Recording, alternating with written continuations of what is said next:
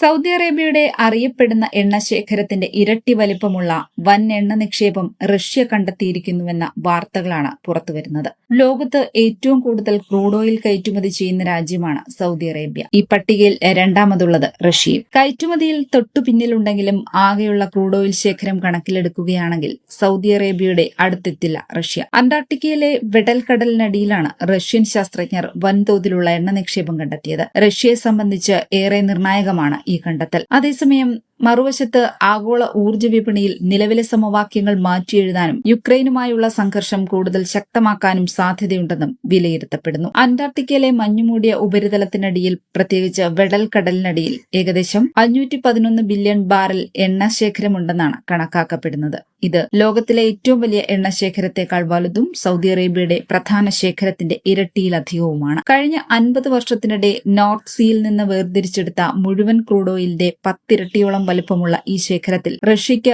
വൻതോതിൽ എണ്ണ വേർതിരിച്ചെടുക്കാൻ കഴിഞ്ഞാൽ ഇത് ആഗോള ഊർജ്ജ മേഖലയിൽ വലിയ മാറ്റങ്ങൾ ഉണ്ടാക്കിയേക്കും.